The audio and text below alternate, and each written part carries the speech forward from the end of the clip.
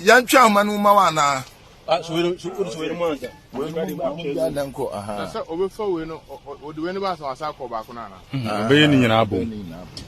No, they are such. Oh, to be on trial about Bechino.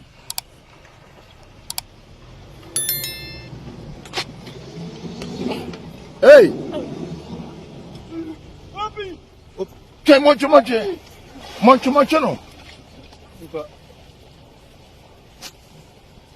Moncho.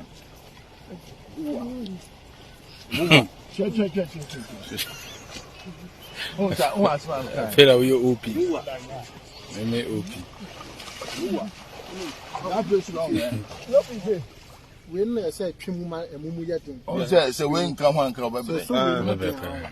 We no. You try no man yedin. Say o ma dege honama whether you OP you. Bra. Ugo PM once in 2024 around November mua na Galamsey polluted area Amazuli River masa ene ugo PM was hanso na Amazuli River hona emuati kama asat October 2025 that forest that hitherto were not allowed to mine in, you decided to bring a law forest to enter. Who will do that? Now beyond that, we must go after the kingpins and the big fishes. And I'm happy Zato agrees that prosecuting Wontumi must be seen in the national light. Remember that Wuntumi's case started under President Kufuor. Why did we allow him to be walking about freely? Was it because he was doing something that was inuring to the benefit of the party? I'm talking about even a state of emergency. 90 days, rainy season, let's clear our water bodies, let's engage how we go back to mining. We cannot stop or repair the tie or the track of a moving train as fast as it is speeding.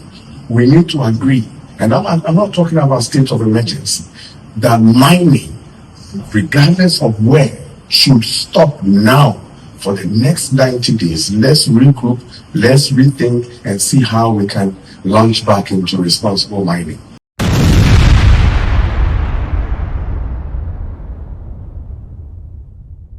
Enna Galamsey atija ejagusu dem amanfo machisimo enso ne bi so eti ayekrojen na asanfo fraba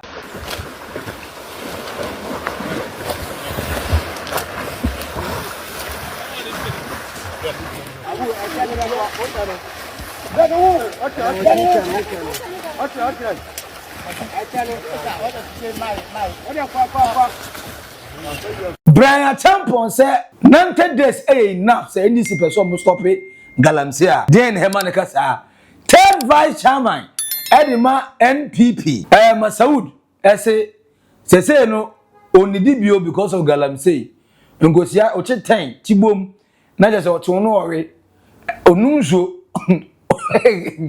oni fufuo oni jene oni nkrumankwan ni na otwa because Galamsey na science ase ba any phone timi nya ka preba omo twa magana fo na yawo mi say MPP ni na ka sa asem wi ana ase wahin ana ka sa asem wi but there's a response from Solomon Owusu or say as a NDC for nankasa mu ye too go slow dodo or say how on earth ana ye ka Galamsey asem a MPP ni be kabie or say MPP ni we den ka Galamsey asem or te say MPP for ka Galamsey asem na ne bu fusa dana be de wate ene die ya so ukopie mu awo bayeja blue water gas omoso akosopre Galamsey awo roadside it is enye NAIMOS for nko a ene stop blue water gas for so etwitwa amanfo machines mu omo say amanfo champagne omo tu Galamsey for asenti sa blue water gas John the man mama bayi e de bayi ase emefa afede me na me criticize on para mi homaduma but emefa because ene omo so one Galamsey side awo bayeja omo go stop no simple and short to cry they a naked truth our old Oldboga trends edi no Maxi Billian subscribe, like, and share. Now for comment, at the comment section, as Mammy Tumbo say, na me fo nwura the Galamsey fight ene eden semebri ede aba no okopimo e obayireja blue water guys are done the money mama yi omo say as a new task force omo make sure say Ghana yenso ye water bodies no ometima protect ne kama na ne yenche kra omo aka dia ometimi nie asumi dia fa nsuo no me say eh ezufin dia boy simu ya de o emema mbawie na de mo mema ehu ye de sana de ne hu mekuri ade na mu damu dare na nyi wura wa no ensuo mu ye fi na hu da de ne mekas ne chemicals egu but ni na anti no blue water guy for make sure say o me stop e Galamsey na eguso a ekoso e wo bayireja na amanfo start say Ghana police arrest one TikToker or Galamsey ni ewurade Nyankopon they say ono no ni TikTok na he no Galamsey site ano no ye no abrante no your friend no ni what's next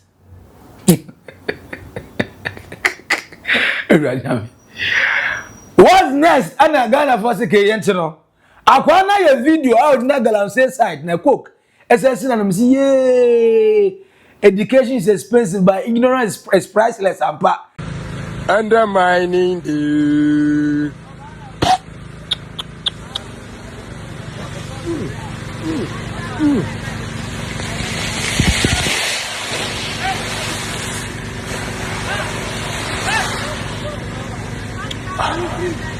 Galamsey ye say ensuo yi omo ya so so kura no enye clean ma yentimi no no ono de wakoto coke himu hunsem go nsem ara go na odi atwe na no odi twe na no onu na na say Galamsey ensuo no pete ye be gu so say ensuo ni bi na no say we na no mfa no anu mawie na say o twa Galamsey fo no de kire me say ye pe amanfo ati omo amanfo haide wo de wo twa ade akire amanfo ana amanfo say go NAIMOS today blue water guy for Galamsey na ekoso no na brante boy ni di wildness ndi nanu ye ko cyber security ye se de YP address akodi John Dramani mama YP address enim bebia wo bia odi nsehunu bia with phone no ye duma trace nti Ghana for say police for wildness and ne awareness out the list of Galamsey sa ye tete omo no ti munko na munko te sa brante no eti me the one from the Galamsey egusu ekoso still yegusu ya arrest omo a citizens eso call it for arrest now me give you a shock ugo pm once in 2024 no friends around November mu na Galamsey polluted area Amazuli river masa ene ugo pm was sanso na Amazuli river hona emuati kama asat October 2025 and so now there's a blue water guard for yemo yensema mu ye boy blue water guard yemo yensema mu ye boy aduma no ombo abo amanso no Amazuli river hono no eho ayesha say ye kama enti so na sha say e recover kama nice one pa e hono.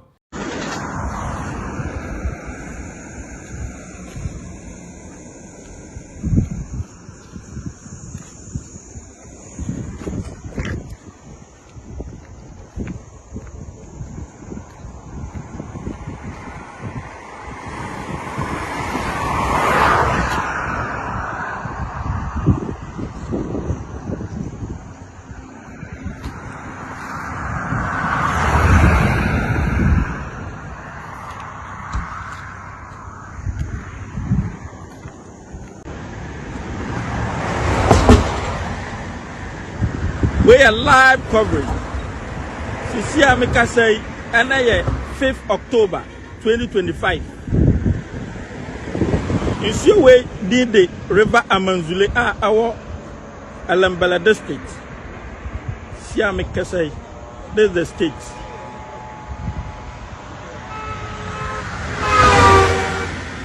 Madam Maxi.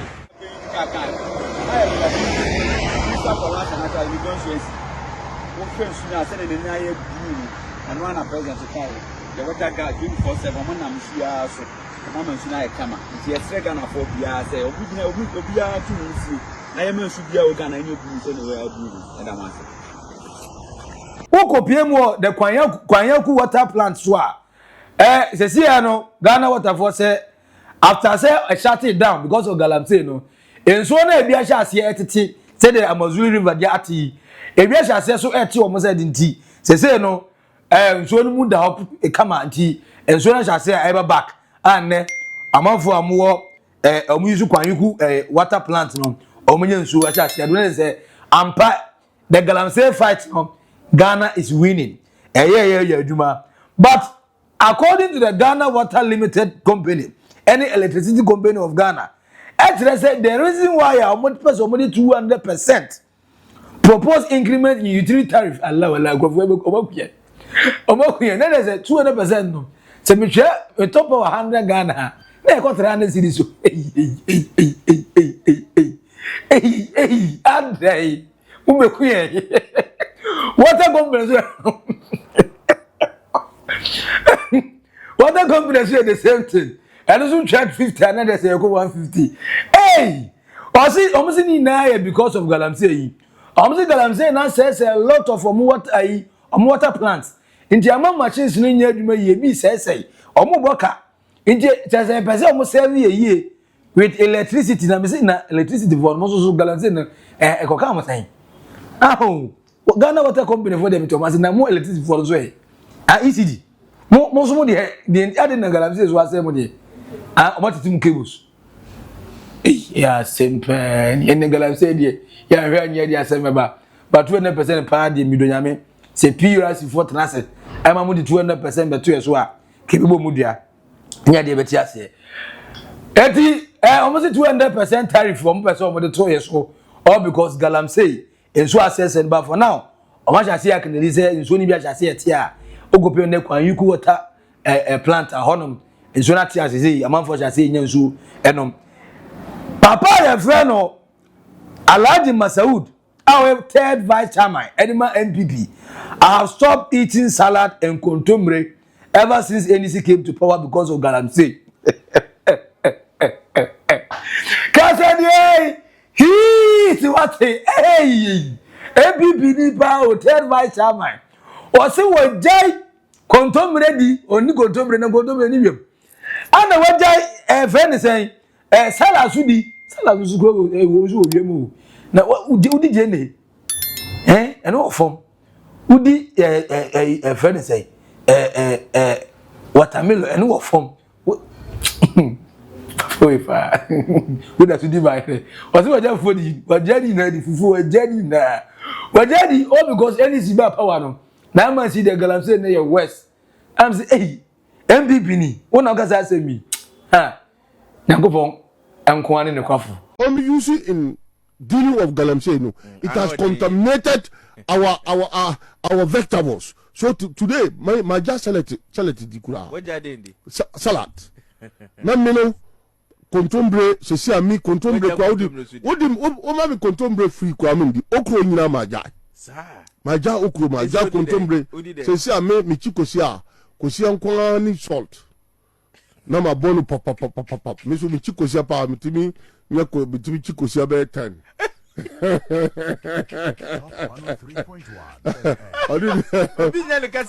mi timi chikosia be 10 na mi chinubu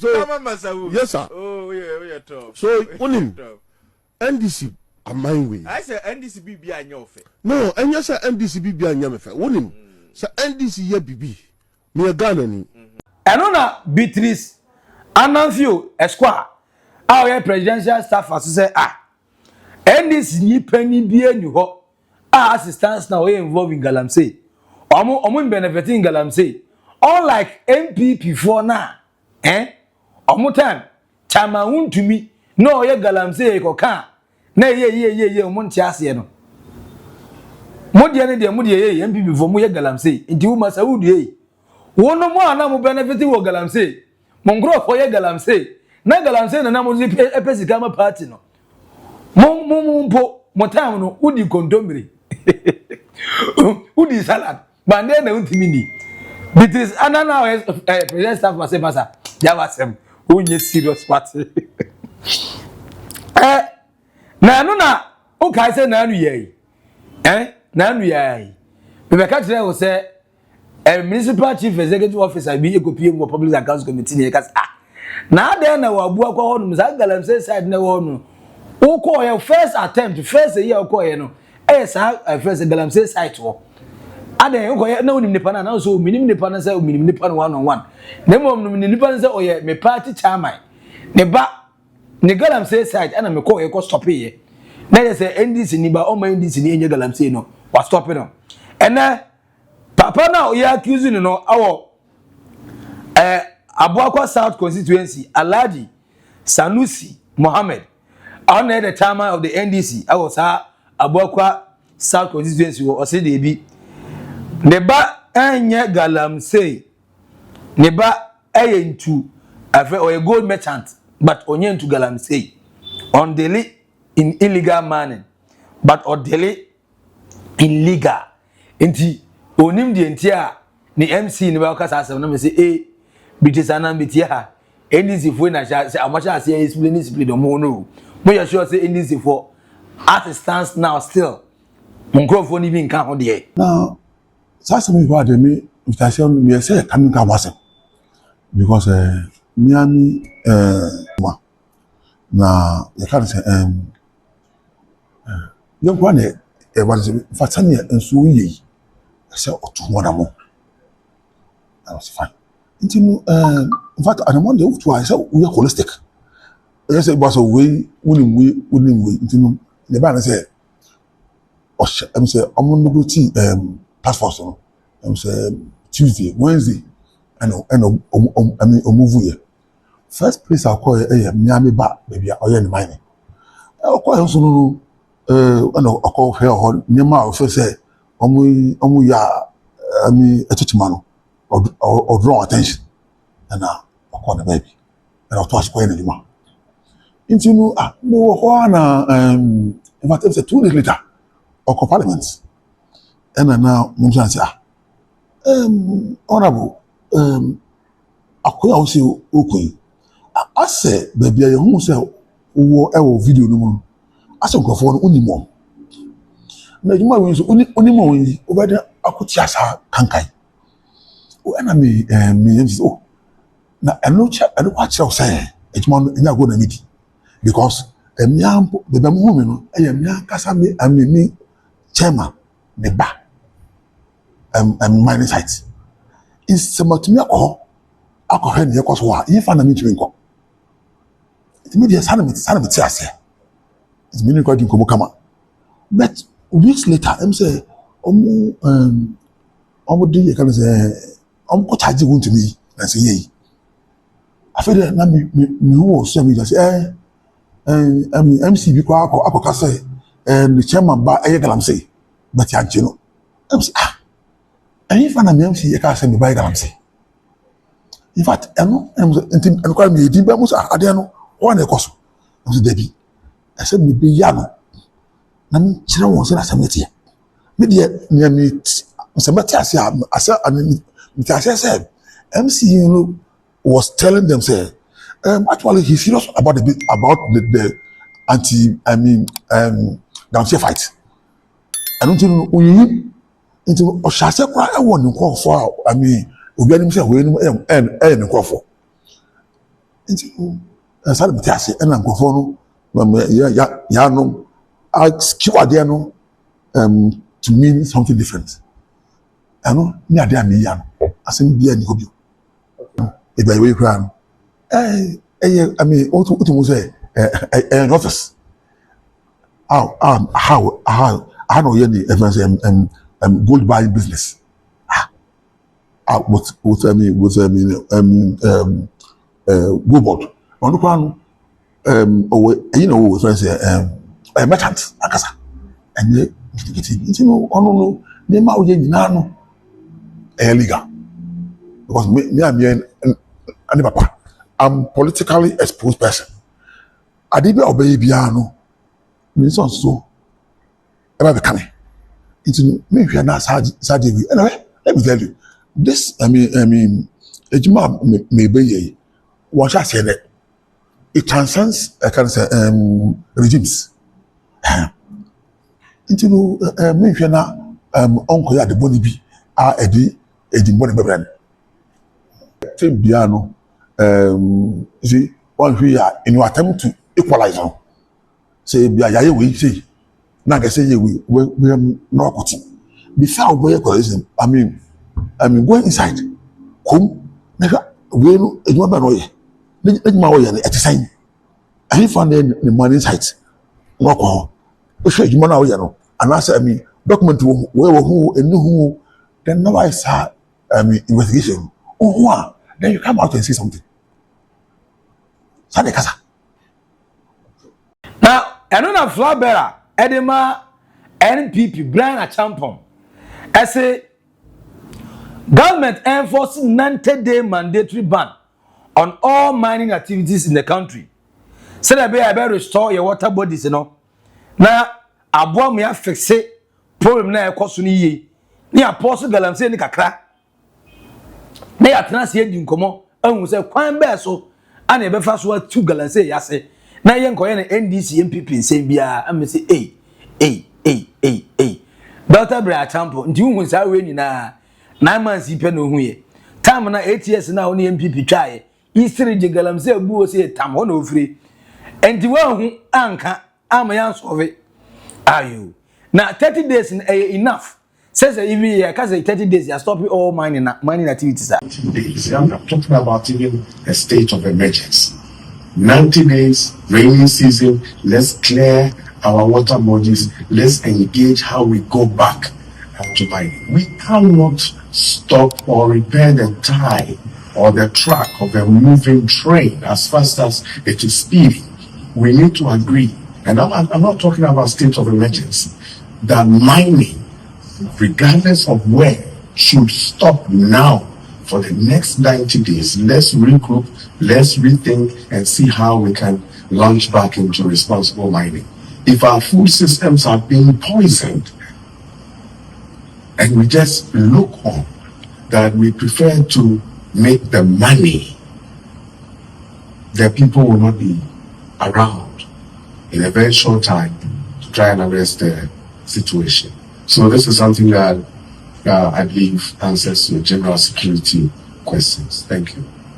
Now, I don't know, Solomon, who's have fire TUC, any Dr. Zato plus MPP for the Nasi or no on double standard. Or see TUC for a company say you tag for yellow lubi wada be as or Montias here. Nangombe so almost strike against your friends in Galamsey, but that's who you tag for, you know, say, nye last year yana, say last 2 years yana, do say Mongoto about the same thing, na mo fight against Galamsey. We who say you tag for, na mo trim on the last minute, na mo trim wi. Mo ma trim we na mo benya voice aka Galamsey asen. O say shut up, mo come anutu. O doctors that talk now can be who vote TI say na 9 months no friend say months do aka no too short election year yanto abawi. And say a national issue, something that was a national headache. Yen na yen kan bom nyan solve no. Mu yi mu afri because election year no. Eno fa so be na e wo so. Nipa ni wu na election number so one wa to aba no. Ndi ka wanu tum. And say MPP for no. Mo na mo go tena aba mu. E ma Galamsey ni year west. Ayanda mo an ye usa nyem sa nyina sei. Mo anamo e de LI 2462 e ba ya ene. Ama manfo akonta mines ni wuntumi mu awura ya mine forest areas was it wine president ben e betena biase se odon the country na was forest areas eno na ye bia eboa ye pa no yengo to twanwe ni nantungu ni to Galamsey how on earth and obeti magazine yengo say yenso ni na ya say we na MPP ni asa nya vem ebetufo enebrei ahade bi also mu need the moral rights. Muni baku say. Now, what I know better now, the Babeka Sassam no. Say, we MPP ni. Galamsey, one more time now say. Or say NDC by, even though NDC, and yet your penny now, but my baby. And you never who's who are clean. But previously, no so no, ya say no with Galamsey. And then your forest zones ni na no, ya recapture na ya dear back. and then you find new licenses MI, but or per se is our licenses no, LIs 2462 no, you cancel any is for some cancel because at opposition movement for change for no money and cancel as no.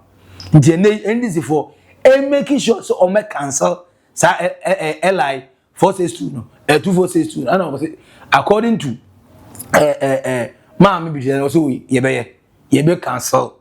You go show your own process, president, yet in a parliament viewer, the next parliament sitting, you be discuss it, you be cancel, you be revoke licenses in the crowd. Oh, and that's the way you come.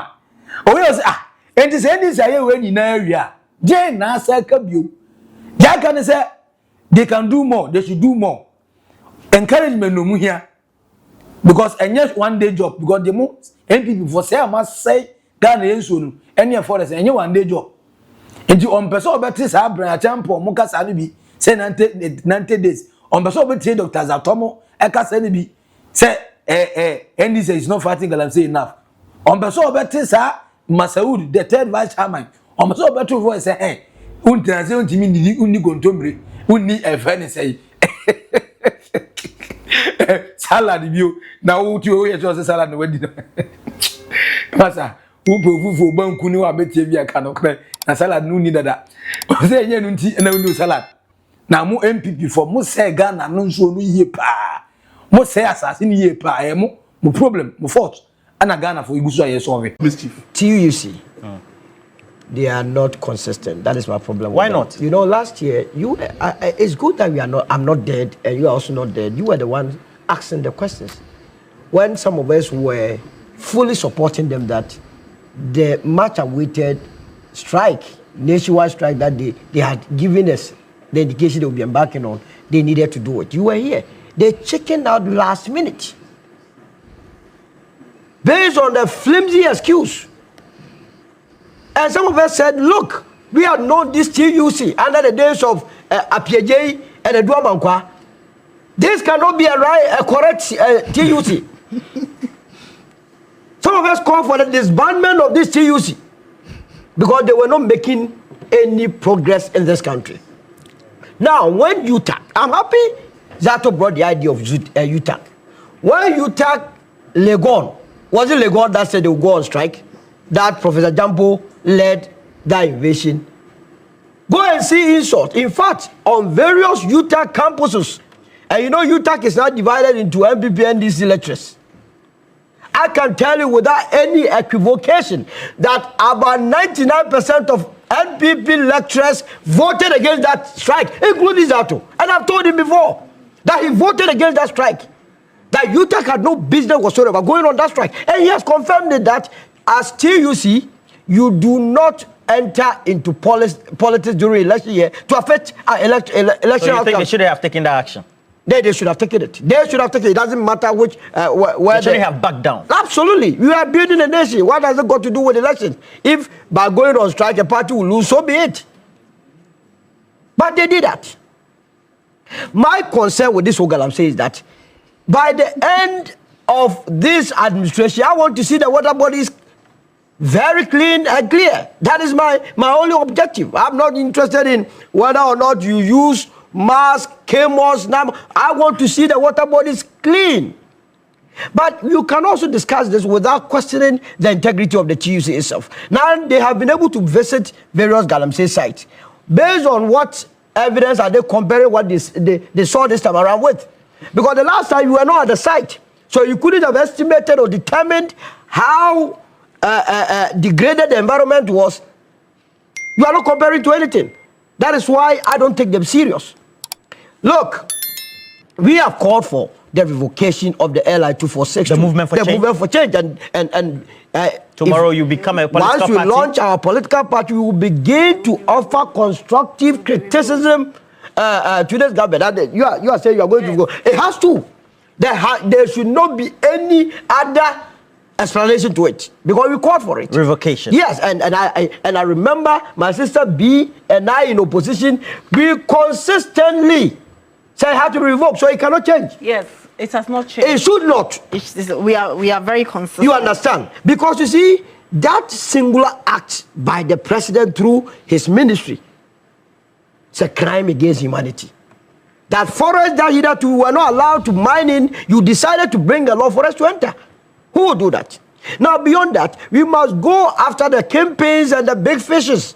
And I'm happy Zato agrees that prosecuting Wontumi must be seen in the national light. Remember that Wuntumi's case started under President Kufuor. Why did we allow him to be walking about freely? Was it because he was doing something that was inuring to the benefit of the party, and so we didn't need to touch him?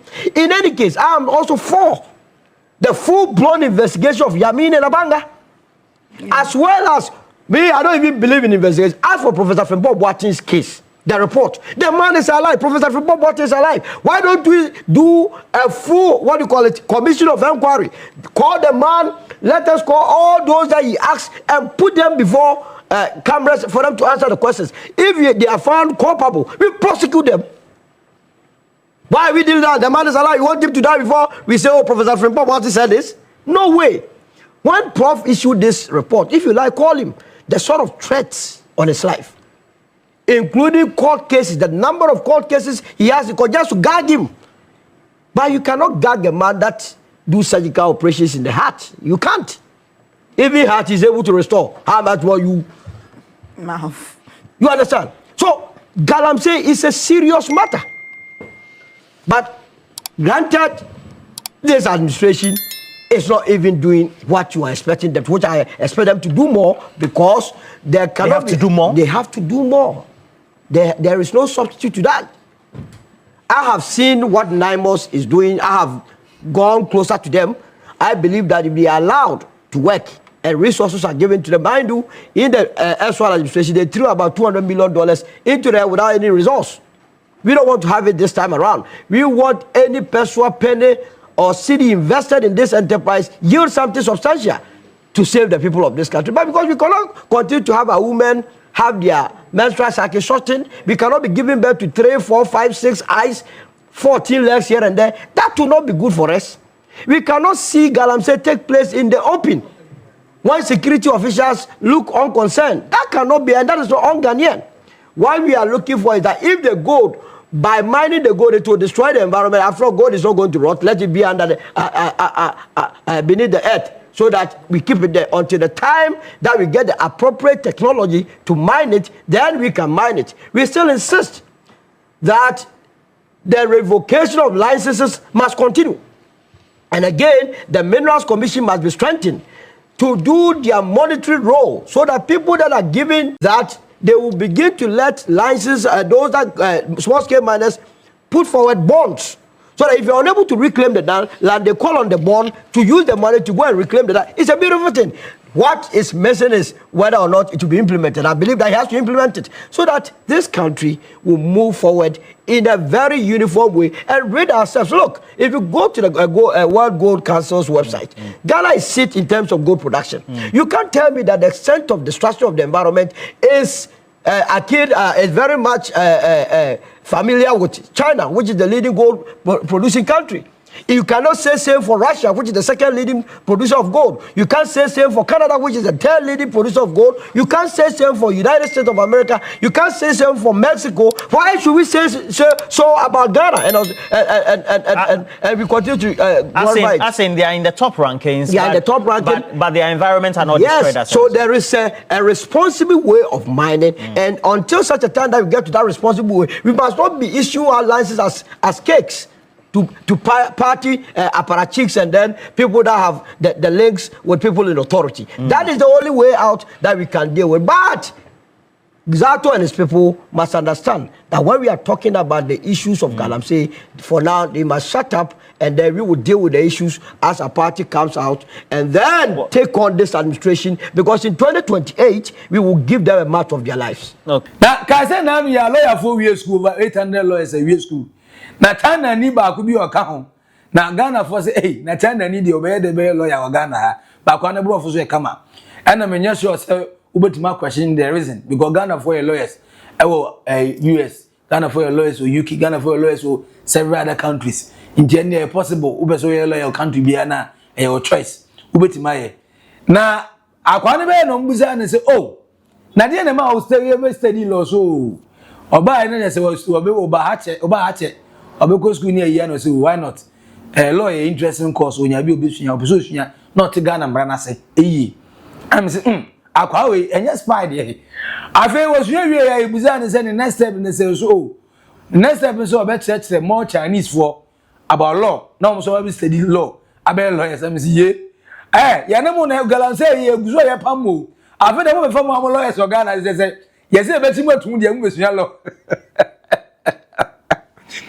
ano so de bi on representing Obia our channel ni our Galamsey as a lawyer na pass that way na nua na pass ye enti afa na obetima better representative for the bomb we are sure also they be but the motor na say China for mo ha true education enti no so wa no and as business am be so mo ye no to understand the Chinese the Ghanaian law better to explain to them say be omuntimi mumra so no enunti ana on de waba enunti na wasua ne law ti China for the head ya obecho mo law no na mpa e bo ne say afedi ye nkoye my lord ye no mienu ye gina court na they say o for defend Galamsey ni gidigidi ene ka Ghana be dani ebutu ka Ghana be dani ebutu China for already omu dominate dada so the lawyer be count ya he ene ene say asem ya ba but Galamsey won to kwa yegusu aye kon yegusu a ye wini